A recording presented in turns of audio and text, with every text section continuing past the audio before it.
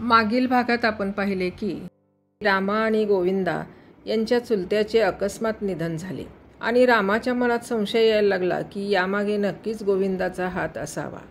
तो घाईघाईने चुलत्याच्या घरी जाऊन पोहोचला, परंतु त्या ठिकाणी गोविंदा अगदी मुक्तपणे वावरत होता.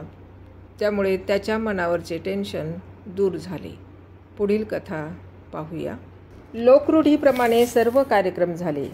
गोविंदा त्यानिमित्ताने तिथे राहिला. दिवसवार आटपले. मृत्यूपत्राचे वाचनही झाले. चुलत्याकडे तसा रगड पैसा होता. चुलत्याने सर्व इस्टेट चुलतीच्या नावावर केलेली होती.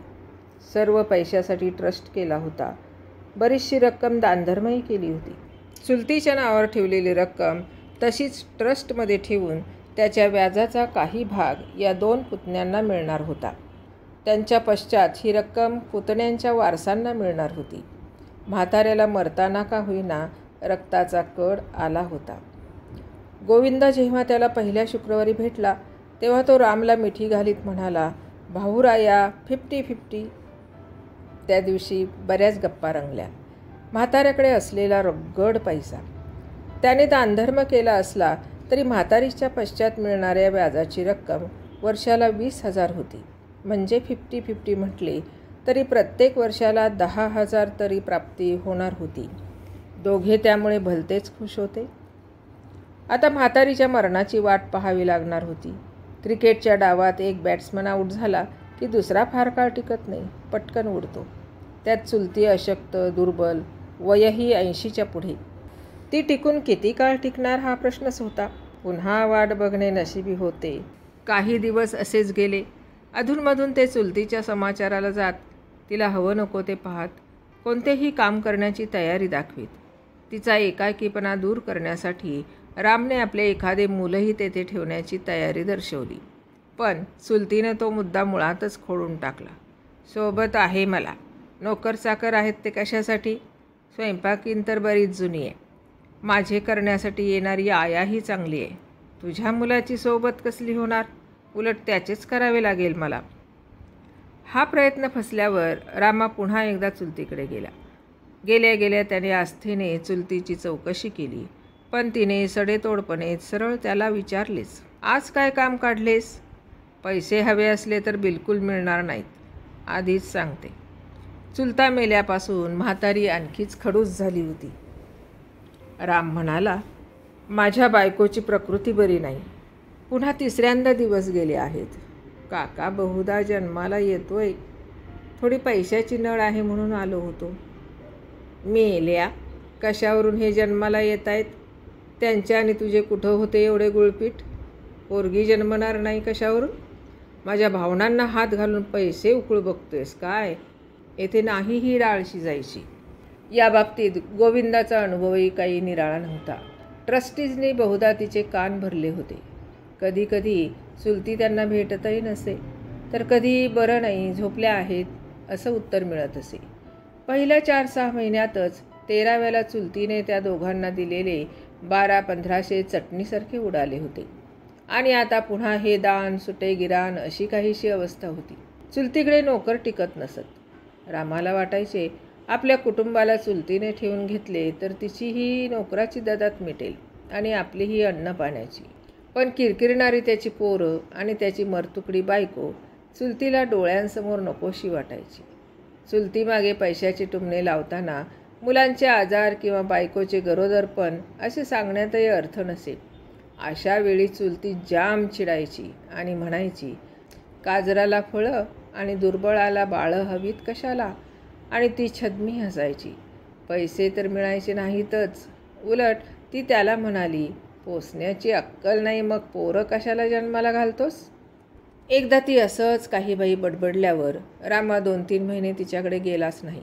करता करता चुलत्याचे वर्षश्राद्ध आले.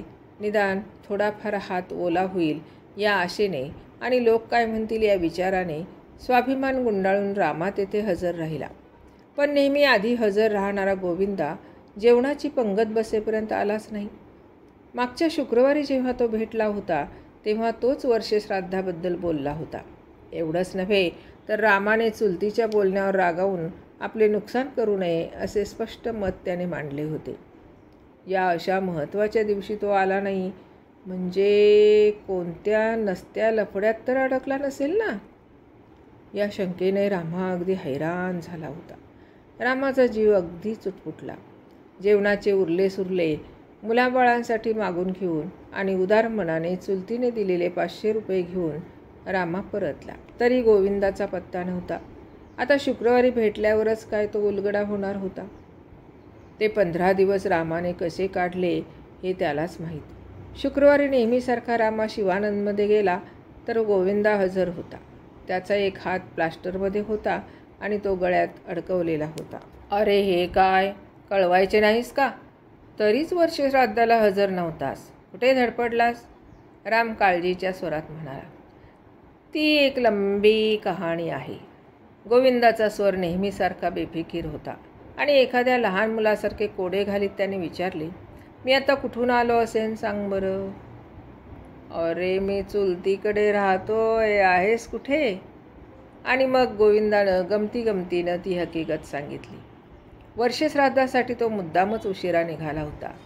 तो आला होता ते चुलत्याचे फोटोवरून काढलेले तैलचित्र घेऊन. ती फ्रेम चुलतीच्या खोलीत भिंतीवर अडकवताना त्याने 2 गोष्टी ठरवल्याप्रमाणे घडवल्या होत्या. चित्र भिंतीवर टांगताना गोविंदातील आणि चुलत्यातील साम्य चुलतीच्या नजरेत भरेल याची दक्षता घेतली होती. आणि चित्र लावताना स्टुलावरून पडल्याचे नाटक कसलं? सारं खरंच घडलं होतं. हात अंगाखाली येऊन हाड मोडले होते. मग चुलतीनेच डॉक्टर बोलावून धावपळ केली होती. प्लास्टर घातल्यावर तो जायला निघालेला पाहून दटावून घरातील पाहुण्यांच्या खोलीत त्याची व्यवस्था केली होती. आता 2 महिने तरी गोविंदाला कसली ददात नव्हती एवढं नक्की. तो रामला म्हणालाही, असाच मुक्काम वाढवतो म्हणजे काय करणार आहेस तू? रामने उत्सुकतेने विचारले.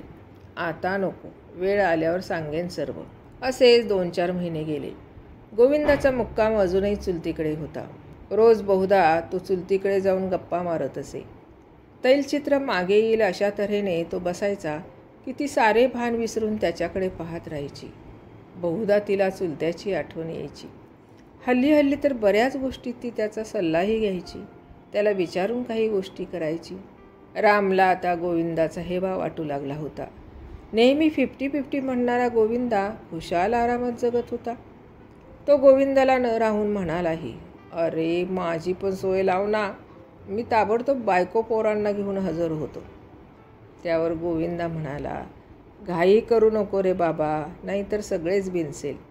मी तिथे राहतोय ते. आणि मग तो हळूच त्याच्या कानात कुजबुजला. म्हणजे मागे हॉटेलमध्ये म्हणत होतास तसंच ना? मागचे सर्व पुरावे नष्ट करून नामानिराळा. पण हे साधणार कसे हे त्या दोघांना समजत नव्हते. गोविंदा रामाला म्हणाला, तू गाडीचे ब्रेक नादुरुस्त करून ठेव, म्हणजे अपघात होईल आणि काम तमाम. तिची गाडी तुझ्याच गॅरेजला येते ना? छान, म्हणजे कार अपघात व्हायचा आणि पहिला संशय माझा यायचा. मी गॅरेजमध्ये काम करतो हे सर्वांना ठाऊक आहे. मला पोहोचवायचा तुझा विचार दिसतोय. रामचे म्हणणे जराही चूक नव्हते. पण चुलतीला कसे मारावे हे दोघांनाही समजत नव्हते. दोघांनाही पैशाची अत्यंत निकड होती. रामच्या बायकोचे बाळंतपण जवळ आले होते आणि गोविंदाने लफडी करून ठेवली होती. काही हजारांची देणी होती. चुलत्याच्या पश्चात चुलतीने वर्ष काढले होते. जोडीदार गेल्यावर दुसरी विकेट जाते ती तशी ताबडतोबच, नाहीतर मग सेंच्युरीसुद्धा गोविंदाच्या या बोलण्यावर राम म्हणाला, अरे बाबा असं काही बोलू नको. तिनं सेंच्युरी काढली तर सर्वच संपलं. आपणही म्हातारे होऊ आणि देणी किती वाढतील तेही सांगता येणार नाही. यावर मार्ग शोधायलाच हवा. काळजी करू नको. आता मीही तुझ्याबरोबर आहे. 50-50. रामच्या या बोलण्यावर मग गोविंदा म्हणाला, तसे डायरेक्ट विष वगैरे नको, संशय येणार नाही असं काही. आणि मग काहीतरी आठवण झाल्यागत तो म्हणाला, ठीक आहे, एक काम कर. तुझ्याकडे अपघातात मोडलेल्या गाड्या येतात, त्यांच्या काचा तुटलेल्या असतात. अशापैकी पातळ काचांची भुकटी कमीत कमी 2 चमचे तरी मिळव. भुकटी म्हणजे गुळगुळीत पावडर हवी. ती मला 2 दिवसात दे. म्हातारी आमलेटची शौकी नाही, त्यात ती मी घालीन. राम हे ऐकून हादरलाच. अरे बाबा, सापडशील. तिच्या त्या स्वयंपाकीनबाई मावशी वस्ताद आहेत. असे ना, आत्ताच संधी आहे. त्या स्वयंपाकिनीची लेक सध्या बाळंतपणासाठी आलेली आहे. ती त्यामुळे सकाळी उशिरा येते आणि संध्याकाळी दुसऱ्या दिवशीची तयारी करून जाते. अंडी घुसळून फ्रीजमध्ये ठेवते. आली की तवा गरम करून मिश्रण टाकले की गरम गरम ऑमलेट तयार. म्हातारी ते खाणार. त्यात म्हातारीला आहे पोटदुखी. कुणाला कसला संशय येणार नाही. गोविंदाने अधीरतेने हात चोळले. राम त्यावर म्हणाला, अरे बाबा, त्या स्वयंपाकिनीचा डोळा चुकवून तू हे करणार कसा? तू ना रामा रड्याचेस पहिल्यापासून. सर्व तुला सांगायला हवं. अरे मावशी हल्ली संध्याकाळी लवकर जाते. मी सबंध दिवस बाहेर काढीन. ती गेल्यावर मागच्या दाराने आत येईल. भुकटी घुसळलेल्या अंड्यात टाकीन की मी पसार. गोविंदाचा सर्व प्लॅन तयार होता. रामाने काचेची भुकटी द्यायचा काय तो अवकाश होता. मग ठरल्याप्रमाणे रामाने गॅरेजमध्ये फुटलेल्या दिव्याच्या पातळ काचेची भुकटी चोरून तयार केली आणि गोविंदाला नेऊन दिली. ती देताना त्याचे हात मात्र थरथरत होते. पण ती भुकटी पाहून गोविंदा मात्र खुश झाला. तो म्हणाला, मस्त काम केलेस रे. हे तर काचेचे चक्क पीठच आहे. अंड्यात ते असे मिसळून जाईल की याव रे याव. रामने त्याला हळूच बोलण्याची खूण केली. त्याला वाटले, गोविंदाला आपण ही भुकटी करून दिली ही चूकच केली. पण आता एकदा ती दिल्यावर परत घेणे अशक्यच होते. आपण चुकून सापडलो तर पोलीस केस, तुरुंगवास अशी नाना चित्र त्याच्या डोळ्यासमोर उभी राहिली. पण गोविंदाला हे सांगण्यात अर्थ नव्हता. गोविंदा ती भुकटी पाहून इतका आनंदला होता की तो म्हणालाही, तू हे काम करशील अशी मला खात्री नव्हती. बरं झालं तूच हे केलंस ते. आणि चेष्टेने तो म्हणाला, आता शिक्षा झाली तरी 50-50 बरं का. मला खात्री वाटत नव्हती म्हणून काय केलंस काय तू?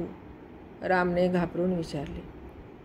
काय नाही रे, तुझ्यासाठी काम योजून ठेवले. म्हातारी तुला गाडीसाठी बोलावणं पाठवेल की नाही ते बघ. दर शनिवारी ती वरच्या आळीतील मारुतीला जाते नाही का. आणि एवढं बोलून 50-50ची खूण करून तो निघून गेला. त्या शुक्रवारभर राम पूर्ण दिवस घरातच थांबलेला पाहून त्याच्या बायकोला आश्चर्य वाटले होते. तिने त्यासंबंधी विचारल्यावर तो काय सांगणार. गाडीच्या रिपेअरसाठी चुलतीचा निरोप येण्याची वाट पाहतोय असं सांगितल्यावर तिच्या नाना शंका निघाल्या असत्या. कधी निरोप आला होता, तुम्हाला कोणी सांगितलं, वगैरे वगैरे. उगाच कसलाच बोभाटा त्याला करायचा नव्हता म्हणून तो काहीच बोलला नाही. दुसऱ्या दिवशीही तो उशिरापर्यंत झोपून राहिला होता. सकाळी बायकोने हाका मारल्यावर तो ताडकन उठून बसला आणि त्याने घाबरूनच विचारले, का? काय झाले? बायको मात्र चिडलीच आणि वैतागून म्हणाली, होणार काय डोंबलं? अहो असं काय करताय? गॅरेजला नाही का जायचे? उठा, आता उशीर होईल. तेव्हा पांघरुणात शिरत तो म्हणाला, आज माझी तब्येत बरी नाही, मी घरीच थांबतो. उशिरा उठून त्याने सर्व आटोपले पण त्याचे कशातच लक्ष नव्हते. चहा घेताना चहाऐवजी त्याने बाजूला ठेवलेले पाणीच बशीत ओतल्यावर बायको जरा चिडलीच आणि बडबडली, कुठं ध्यान आहे देव जाणे. का हल्ली भांगबिंग झोपताय? एकदा जरा दरवाजा वाजल्यावर तो एवढा बेधरला की बायकोनं संशयानं विचारलंही, काय हो, काय लफडा बिफडा करून आला नाही ना? असे करता करता दुपारचे 12 वाजायला आले. तेव्हा त्याच्या मनात आले, बहुधा गोविंदा भुकटी घालायचे विसरला असणार. तसे झाले तर ती भुकटी त्याच्याकडून त्याने परत घ्यायची ठरवले होते. जेव्हा म्हातारी मरणार असेल तेव्हा मरू दे, हे नसतं टेन्शन त्याला झेपणारं नव्हतं. तो असा विचार करीत असताना चुलतीचा नौकर त्याला शोधित आला आणि म्हणाला, चला राव, लवकर चला. का? काय झाले? गोविंदरावांना बरं नाही. काकूंनी तुम्हाला ताबडतोब बोलावलं आहे. मग रामाने आपली मोडकी सायकल बाहेर काढली आणि तो त्वरेने काकूच्या घराकडे निघाला. एकीकडे त्याला बरं वाटत होतं. गोविंदा आजारी झाला आणि भुकटी घालायचे काम राहून गेले हे एका अर्थी उत्तमच झाले होते. तो तेथे पोहोचतोय तर तेथे गोंधळच उडाला होता. गोविंदा जमिनीवर पडून गडाबडा लोळत होता. त्याची चाललेली ती तडफड. काकू हवालदिल होऊन गेली होती. त्याला पाहताच ती म्हणाली, बरं झालं तू आलास ते. माझ्या हातापायातली शक्तीच गेली रे. याला काय होतं हे कळत नाही. आधी हा आला उशिरा, नाश्त्याला आमलेट खाल्ल्याचे निमित्त झाले. आमच्या फॅमिली डॉक्टरांना फोन केला, पण ते डॉक्टर सुट्टीवर बाहेरगावी गेलेत. चल लवकर, त्याला गाडीत टाक आणि हॉस्पिटलला घेऊन जा. ते ऑमलेट माझ्यासाठी होतं म्हणजे कुणीतरी आपल्या मरणावर उठला आहे या कल्पनेनेच ती हादरली होती. रामा गोविंदाजवळ गेला. 2-4 गडी माणसे भोवताली गोळा झाली होती. गोविंदाला ती उचलणार, पण त्याआधी हातवारे करून गोविंदा त्याला काहीतरी सांगण्याचा प्रयत्न करीत होता. काय ते रामाला मात्र कळत नव्हते. रामा पार हादरला होता. ते ऑमलेटच त्याच्या आजाराचे कारण नसेल कशावरून. आता हॉस्पिटलला गेल्यावर डॉक्टरांना खरं काय आणि कसे सांगायचे तेच त्याला कळत नव्हते. गोविंदा विव्हळत होता. लवकर डॉक्टरांची मदत मिळणे जरुरीचे होते, पण एकंदरीत तो गाडीत बसायला तयार नव्हता की हॉस्पिटलला जायलाही तयार नव्हता. कसेबसे सर्वांनी मिळून त्याला गाडीत मागच्या सीटवर ठेवले आणि रामाने गाडी सुरू केली. मागच्या सीटवर गोविंदा विव्हळत होता, काहीतरी बरळत होता. रामा जीवाच्या आकांताने गाडी चालवित होता. गाडी हायवेला लागली. गडबडीत समोरून येणाऱ्या ट्रकला चुकवण्यासाठी रामाने ब्रेक दाबला आणि त्याच्या लक्षात आले की ब्रेक निकामी झालेले आहेत. गोविंदा काय सांगण्याचा प्रयत्न करत होता ते त्याच्या आत्ता एवढ्या उशिरा लक्षात आले होते. त्याने गाडी वाचवण्यासाठी जीवाची पराकाष्ठा केली, पण गाडी ट्रकवर आदळलीच. शेवटच्या क्षणी रामाने मागे वळून पाहिले. सीटवर पडलेल्या गोविंदाने केलेली 50-50ची खून. कशी वाटली कथा? आवडली असल्यास लाईक करा, शेअर करा आणि सबस्क्राईब करा. धन्यवाद.